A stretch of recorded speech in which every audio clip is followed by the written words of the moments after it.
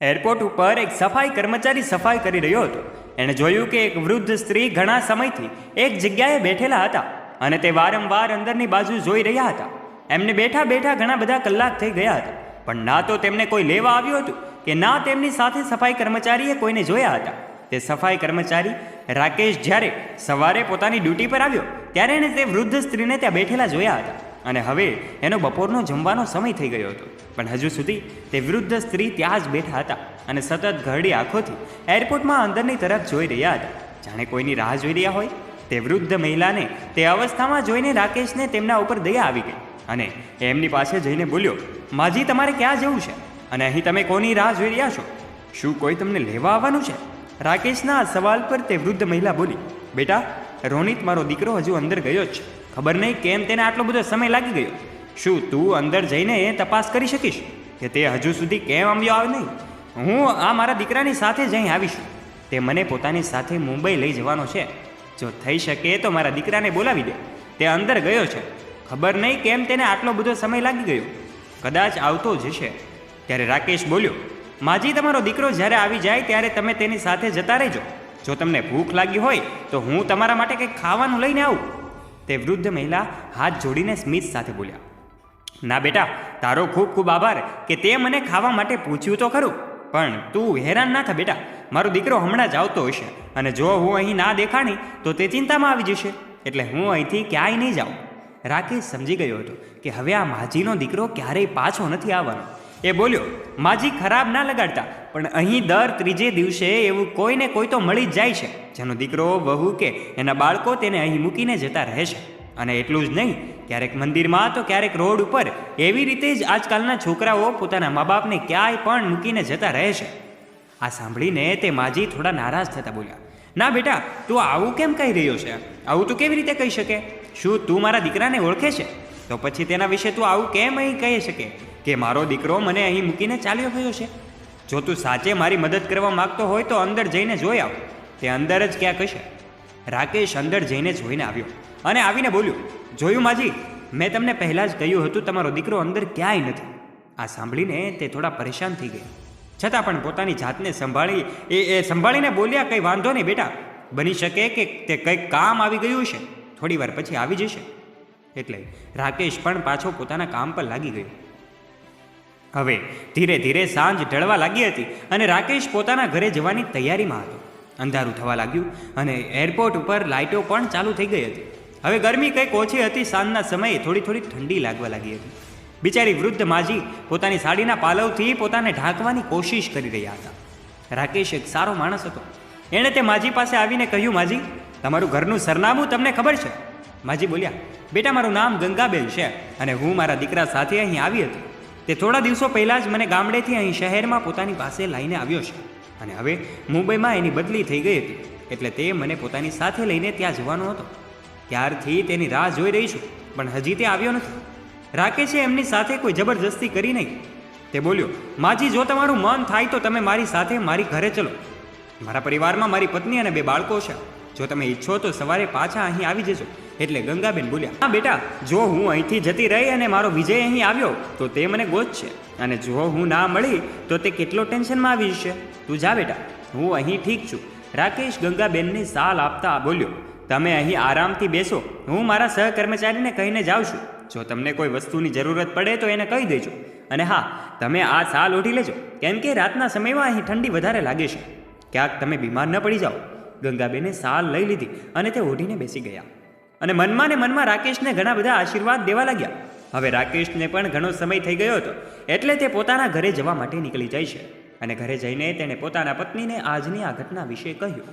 બીજી બાજુ ગંગાબેન ભૂખ્યા તરસ્યા બેઠા હતા અને પોતાના દીકરાની રાહ જોઈ રહ્યા હતા. ઠંડીમાં ઠૂઠવાતા એમણે આવી જ રીતે જ આખી રાત પસાર કરી દીધી. હવે તેઓ ખૂબ જ ચિંતિત હતા, કેમ કે તે શહેરમાં તેઓ પોતાના દીકરા સિવાય બીજા કોઈને પણ ઓળખતા નહોતા. એક રાકેશ જ હતો જેણે પોતાની મદદ કરવા માટે આ શહેરમાં પોતે આ માજીની મદદે આવ્યો હતો. ત્યારે રાકેશ પણ હવે સાંજ થતાની સાથે જ પોતાના ઘરે જતો રહ્યો. પોતાની પત્નીને ઘરે આવીને તે આ માજી વિશેની તમામ સત્ય હકીકતો જણાવે છે. એક માજી એરપોર્ટ ઉપર બેઠા હતા અને એની જે કંઈ સત્ય ઘટનાઓ છે એના વિશે આ રાકેશ નામનો એ યુવાન છે પોતાની પત્ની સાથે વાર્તાલાપ કરતો હોય છે. અને ત્યારે એક બાજુ હવે ઠંડી પણ વધતી જાય છે અને આ માજીની હાલત ખૂબ કફોડી બનતી જાય છે. દીકરાના રાહમાં જ એ બેઠા રહે છે અને આખી રાત હવે ધીમે ધીમે પસાર થવા લાગે છે. આખી રાતનો આ અદ્ભુત ઠંડી સાથે આ માજી પોતાના દીકરાની આતુરતાથી ખૂબ રાહ જોઈ રહ્યા હતા. દીકરો ક્યાંય આવે તેવી આ દૂર દૂર સુધી કોઈ અપેક્ષાઓ હતી નહીં. ત્યારે હવે તો તે પણ અહીંયા હતો નહીં, એટલે દીકરો નહોતો, એટલે તે બિચારા આખી રાત ઠંડીમાં આમ જ બેઠા રહ્યા. બીજા દિવસે સવારે જ્યારે રાકેશ પાછો પોતાના કામ પર આવ્યો તો તેણે જોયું કે ગંગાબેન હજી સુધી ત્યાં જ બેઠા હતા. રાકેશે આવતા વેત સૌથી પહેલાં તેમની સાથે વાત કરીને પૂછ્યું, માજી, હજુ સુધી તમારો દીકરો આવ્યો નથી? ના બેટા, ખબર નહીં મારો દીકરો ક્યાં જતો રહ્યો છે, રડતા રડતા ગંગાબેન બોલ્યા. એટલે રાકેશે તેમને પાણી પીવડાવીને શાંત કર્યા અને બોલ્યા, માજી, મેં તમને કીધું નહોતું, પણ મને કાલે જ શંકા થઈ ગઈ હતી. તમે માનો કે ન માનો, તમારો દીકરો તમને અહીં મૂકીને હંમેશા માટે ચાલ્યો ગયો છે અને હવે તમને લેવા માટે તે ક્યારેય પાછો નહીં આવે. આ સાંભળતા જ ગંગાબેન જોર જોરથી રડવા લાગ્યા. તેમની હાલત જોઈને રાકેશને તેમના ઉપર ખૂબ જ દયા આવી ગઈ. એણે કહ્યું નહીં તે વિચારવા લાગ્યો કે હવે કદાચ માજી પોતાના કોઈ ઓળખીતાની પાસે કે પછી પોતાના ઘરે પાછા જતા રહેશે. રાકેશ પોતાનું કામ કરવા માટે જતો રહ્યો અને ગંગાબેન ત્યાં જ બેન્ચ ઉપર બેઠા બેઠા રોતા રહ્યા. અને અચાનક બેન્ચમાંથી પડી ગયા એટલે આજુબાજુના બધા લોકો ત્યાં જમા થઈ ગયા. લોકોની ભીડને જોઈને રાકેશ પણ ત્યાં આવ્યો. એરપોર્ટના અન્ય કર્મચારી પણ ત્યાં એકત્રિત થઈ ગયા. રાકેશે આવીને જોયું કે ગંગાબેન નીચે જમીન પર પડકાયા હતા. તે થોડો ગભરાઈ ગયો. એણે તેમને તરત જ ઉપાડ્યા અને બેન્ચ ઉપર સુવડાવ્યા. એટલી વારમાં એરપોર્ટના અન્ય કર્મચારી ત્યાં ઉપસ્થિત એક ડૉક્ટરને લઈને આવ્યા, જેણે આવીને કહ્યું કે નબળાઈના કારણે તેઓ બેભાન થઈ ગયા છે. પાણીના છાંટા મારીને એમને ભાનમાં લઈ આવ્યા પછી બધા પોતપોતાના કામ પર લાગી ગયા. અને રાકેશે એમને કહ્યું, માજી, ડૉક્ટરે કહ્યું કે નબળાઈના કારણે તમે બેભાન થઈ ગયા છો. શું તમે કાલથી કંઈ પણ ખાધું નથી? ગંગાબેને ના માથું હલાવતા કહ્યું, બેટા, હું તો અહીં મારા દીકરાના ભરોસે જ બેઠી હતી. મને શું ખબર હતી કે તે મારી સાથે આવું કરશે? મારી પાસે એક રૂપિયો પણ નથી કે હું કંઈ ખરીદી કે ખાઈ શકું. રાકેશને એમની હાલત પર વધારે દયા આવી. તે બોલ્યો, માજી, તમે મારી સાથે ચાલો, પહેલાં કંઈક ખાઈ લો, પછી વાત કરજો. રાકેશ ગંગાબેનને લઈને ત્યાં જ એક કેન્ટીનમાં પહોંચી ગયો અને તેણે તેમના માટે ખાવાનું મંગાવ્યું. રાકેશ બોલ્યો, માજી, તમે ક્યારથી અહીં બેઠા હતા? હવે જ્યારે તમને ખબર પડી જ ગઈ છે કે તમારો દીકરો હવે તમને લેવા માટે પાછો નહીં આવે તો તમે તમારા ઘરે પાછા કેમ જતા નથી રહેતા? ગંગાબેન બોલ્યા, બેટા, હું જાઉં તો પણ ક્યાં જાઉં? મારા દીકરાએ મને કોઈ લાયક નથી છોડી. મતલબ? આશ્ચર્ય સાથે રાકેશે પૂછ્યું. એટલે એમ કહી શકાય કે આ ગંગાબેને કહ્યું કે મુંબઈ જવાથી પહેલાં તેમનો દીકરો જ્યારે તેમને લેવા ગામડે આવ્યો હતો તો એણે કહ્યું હતું કે મમ્મી, હવે હું તમને હંમેશા માટે પોતાની સાથે લઈ જવા માટે આવ્યો છું. ચાલો મારી સાથે, અને હવે આપણે અહીં પાછા ક્યારેય નહીં આવી. એટલે આ ઘરને વેચી નાખી. એણે મારું ઘર પણ વેચી નાખ્યું છે. હવે મારી પાસે રસ્તા ઉપર રહેવા સિવાય બીજો કોઈ વિચારો નથી. એટલું કહેતા કહેતા તે રડવા લાગ્યા. એમની દશા જોઈને રાકેશને ખૂબ જ દુઃખ થઈ ગયું હતું, પરંતુ તે ફરી કરી તો પણ કરી શું શકે? બિચારો તે પોતે એક નાનકડી એવી નોકરી કરીને પોતાના પરિવારનું પાલન પોષણ કરી રહ્યો હતો, એટલે તે કહી ના શક્યો. એટલે એણે ગંગાબેનને શાંત કરાવ્યા અને જમવાનું બિલ આપીને ત્યાંથી ચાલ્યો ગયો. સાંજે જ્યારે તે પોતાના કામ પરથી ઘરે પાછો જઈ રહ્યો હતો તો જોયું કે એરપોર્ટની બહાર ફૂટપાથ પર અંધારામાં કોઈ માજી બેઠા હતા અને એમની આજુબાજુમાં કૂતરા ભસી રહ્યા હતા. અને તે કૂતરાથી બચવા માટે ત્યાં પડેલા પથ્થર ઉપાડીને તેમને ડરાવવાની કોશિશ કરી રહ્યા હતા. અને એ જ કારણે તે કૂતરા વધારે ભસી રહ્યા હતા, જેનો અવાજ સાંભળીને આસપાસના બીજા કૂતરા પણ દોડીને આવી રહ્યા હતા. અને તે વૃદ્ધ મહિલા બિચારી એમને ભગાડવાની કોશિશ કરી રહી હતી. અને ધીમા ધીમા પગલે એ પોતે પાછળ હટી રહી હતી. ત્યાં જ લાગેલી એક સ્ટ્રીટ લાઇટના પ્રકાશમાં નજીક જઈને જોયું તો ખબર પડી કે તે વૃદ્ધ મહિલા બીજું કોઈ નહીં પણ ગંગાબેન જ છે. અને હવે આ બધું જોઈને રાકેશથી રહેવાનું નહીં. તે તેમની પાસે ગયો અને એક લાકડીથી કૂતરાઓને ભગાડીને ગંગાબેનને એક તરફ બેસાડ્યા અને પોતે થોડો સાઈડમાં જઈને પોતાના પત્નીને ફોન કરવા લાગ્યો અને એને બધી જ સત્ય ઘટનાઓ વિશે સમજાવતા કહેવા લાગ્યો, સીમા, હું પોતાની માને તો રૂપિયાની તંગીના કારણે બચાવી શક્યો નથી, પણ ક્યારેક આવતા જતાં મેં જોયું કે આ માજીની સાથે કંઈક ખરાબ થઈ ગયું તો કદાચ હું પોતાની જાતને ક્યારેય માફ નહીં કરી શકું. આપણાથી કંઈ થાય કે ન થાય, કમસે કમ 2 સમયનો રોટલો તો આપણે આમને આપી શકીશું ને. બીજું, વૃદ્ધ માણસને જોઈએ પણ શું? જો તું કહે તો આમને પોતાની સાથે ઘરે લઈ આવું. સીમા ખૂબ જ સમજદાર હતી. તે બોલી, કંઈ વાંધો નહીં, જો તમને યોગ્ય લાગે તો લઈ આવો. આપણાથી જેટલું થઈ શકશે આપણે એમની મદદ કરીશું. આ સાંભળીને રાકેશ ખૂબ જ ખુશ થયો અને ગંગાબેનને લઈને પોતાના ઘરે પહોંચ્યો. તેનું ઘર ખૂબ જ નાનું હતું, જ્યાં તે પોતાની પત્ની અને બાળકોની સાથે રહેતો હતો. ગંગાબેને જ્યારે આ જોયું તો તેમણે કહ્યું, બેટા, તમે લોકો મારા કારણે હેરાન થઈ જશો. ઈશ્વરે મારા નસીબમાં જે લખ્યું છે તે જ થશે. એટલે તમે હેરાન ન થાઓ. કંઈ વાંધો નહીં, હું બીજે ક્યાંય રહી લઈશ. રાકેશે કહ્યું, નહીં માજી, અમને તમારા આવવાથી કોઈ પણ મુશ્કેલી નહીં પડે, ઉલટાની ખુશી થશે. બરાબર ને સીમા? સીમાએ પણ ખુશ થતાં કહ્યું, હા માજી, આ બિલકુલ બરાબર કહી રહ્યા છે. અમને તમારા આવવાથી કોઈ પણ મુશ્કેલી નહીં પડે. અને હમણાં તમે જ તો કહ્યું કે જે તમારા નસીબમાં હશે એ તે જ થશે. તો બસ તમે માની લો કે હવેથી તમારા નસીબમાં આ ઘરમાં રહેવાનું લખ્યું છે. અંદર આવો માજી, અને આને પોતાનું જ ઘર સમજજો. સીમા ગંગાબેનનો હાથ પકડીને તેમને અંદર લઈ આવી. એમને બેસવા માટે આસન પાથર્યો અને પાણીનો ગ્લાસ આપ્યો. ગંગાબેન હજી થોડાક સંકોચ અનુભવી રહ્યા હતા. એણે સીમાએ કહ્યું, માજી, હું એક અનાથ છું અને મારા સાસુ પણ વહેલા ગુજરી ગયા હતા, એટલે મને માનો પ્રેમ મળ્યો જ નથી. તો આજથી તમે જ મારી માં છો. હાલો માં, તો જમવા બેસી જાઓ. એટલે ગંગાબેન પણ બધાની સાથે જમવા બેસી ગયા. સીમાએ કહ્યું, માં, અમારા ઘરમાં જગ્યા થોડી ઓછી છે, પણ અમારા હૃદયમાં તમારા માટે વિશાળ જગ્યા છે. તમે બિલકુલ નિશ્ચિત રહેજો. અને અમને તમારા બાળકો જ સમજીને જેમ ઘરના બાકી સદસ્ય રહે છે તેવી જ રીતે પણ તમે રહેજો. આજથી તમે પણ આ ઘરના એક સદસ્ય છો. જો તમને કોઈ પણ મુશ્કેલી થાય તો તમે મને જણાવજો. ગંગાબેન સીમાની વાતો સાંભળીને આંખોમાં આંસુ સાથે તેના માથા ઉપર હાથ ફેરવતા બોલ્યા, સદા ખુશ રહેજે દીકરી. ઉંમરના જે પડાવમાં મને મારા પોતાના દીકરાએ ઠોકર મારી દીધી, ત્યાં તમે બંને આ મુશ્કેલીની ઘડીમાં મારો સાથ આપ્યો છે. આજ પછી તમે જ મારા દીકરા અને વહુ છો. એમના સાસુ આંસુ લૂછતા એમ કહી શકાય કે સીમા બોલી, બસ માં, હવે જમી લો. બધા લોકો જમીને સૂઈ ગયા. બીજા દિવસે સવારે રાકેશ તૈયાર થઈ પોતાના કામ પર જતો રહ્યો અને બાળકો પણ સ્કૂલે જતા રહ્યા. ઘરે ફક્ત ગંગાબેન અને સીમા બચ્યા હતા. તે બંને આખો દિવસ ઘરમાં વાતો કરી રહ્યા હતા. સીમાએ પોતાના ઘર પરિવાર અને પરિસ્થિતિઓ વિશે બધું જણાવ્યું, અને એવી જ રીતે ગંગાબેને પણ પોતાના દીકરા અને વહુની કરતૂતો સીમાને જણાવી, જેને સાંભળીને સીમા હેરાન થઈ ગઈ. માં, તમારો દીકરો અને વહુ કેટલા ખરાબ માણસ છે. ભલા પોતાની મા સાથે આવું કોણ કરી શકે? એ બંને અત્યારે તમારું દુઃખ નહીં સમજી શકે. એમને આ બધી અત્યારે ખબર પડશે જ્યારે તેમની સાથે પણ આવું થઈ જશે. ગંગાબેને કહ્યું, બેટા, તમારા ઘરમાં ભલે ગમે એટલી ઓછી જગ્યા હોય, પણ તમારું હૃદય અને નિયત ખૂબ જ સાફ અને સારા છે. તું ચિંતા ન કર. આજે નહીં તો કાલે ભગવાન તમને આનું ફળ જરૂર આપશે. સાંજે જ્યારે રાકેશ આવ્યો ત્યારે બધા સાથે બેસીને જમ્યા અને ખૂબ ગપ્પા માર્યા. ધીરે ધીરે ગંગાબેન પણ પરિવારમાં ભળી ગયા. દિવસો વીતી રહ્યા હતા અને એમ જ બધાનું કામ ચાલી રહ્યું હતું. ગંગાબેન હવે પરિવારના સદસ્યની જેમ જ ઘરના બધા જ કામકાજમાં ભાગ લેતા. સીમા પણ ઘણા બધા કામોમાં નિશ્ચિત થઈ ગઈ હતી, જેમ કે બાળકોનું ધ્યાન રાખવું અને બજારમાંથી શાકભાજી લઈ આવવું. આવી અનેક નાની નાની એ જવાબદારીઓથી મુક્ત તે થઈ ગઈ હતી અને તે આ વાતથી ખૂબ જ ખુશ હતી. તે હંમેશા કહેતી કે અમારા ઘરમાં કોઈ વડીલની કમી હંમેશા ખલતી હતી, જે હવે તમારા આવવાથી પૂરી થઈ ગઈ છે. જેવી રીતે એક વૃક્ષના મૂળથી જ તેનું અસ્તિત્વ હોય છે, તેવી જ રીતે ઘરના વડીલો પણ પરિવાર માટે મૂળ સમાન હોય છે. અને રાકેશના પરિવાર રૂપી વૃક્ષને ગંગાબેનના આવી જવાથી એક મજબૂત મૂળિયા મળી ગયા હતા. આખો પરિવાર સુખી સુખી રહેતો હતો. અને એક દિવસ ગંગાબેને રાકેશને પોતાના માટે કંઈક કામ શોધવા માટે કહ્યું, પણ રાકેશે સાફ ના પાડી દીધી. તે બોલ્યો, માં, મારી જગ્યાએ તમારો પોતાનો દીકરો હોત તો શું ત્યારે પણ તમે તમારા આ જ કહેત. મારે તમારી પાસે કોઈ કામ કરાવવું પડે, હજી એટલા ખરાબ દિવસો મારા નથી આવ્યા માં. અને જો જરૂર પડશે તો હું અને સીમા બંને છીએ ને.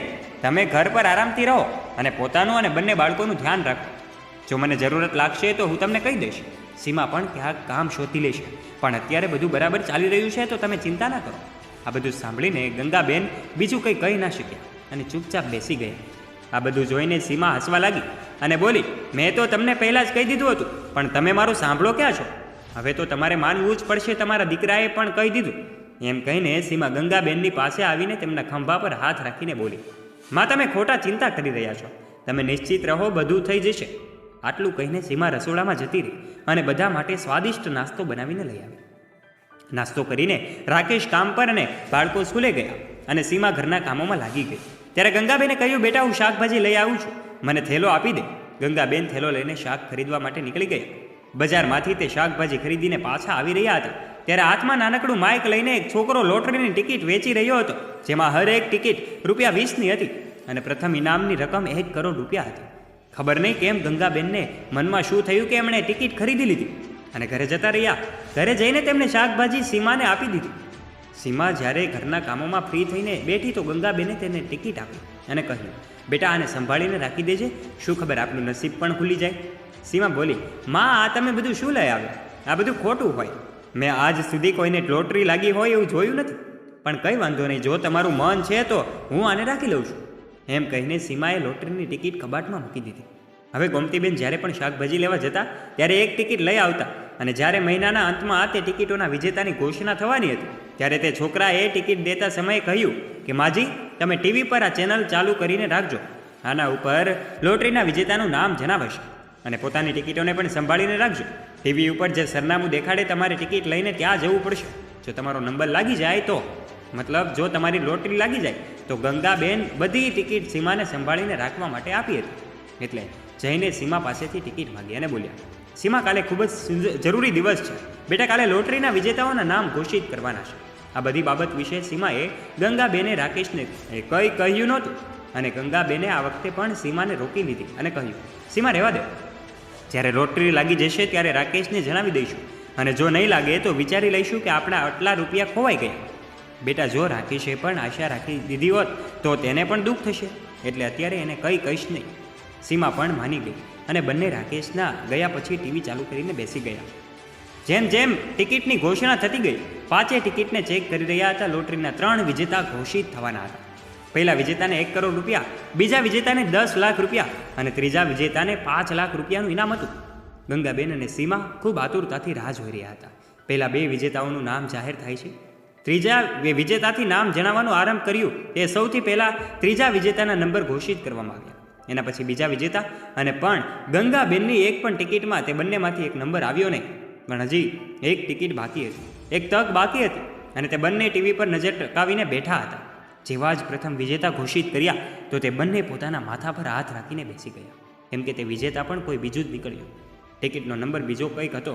ગંગાબેન પાસે રહેલી ટિકિટોમાં એકનો પણ નંબર તેનાથી મેળ નહોતો ખાઈ રહ્યો. ગુસ્સામાં આવીને સીમા તે ટિકિટોને ફેંકવા લાગી.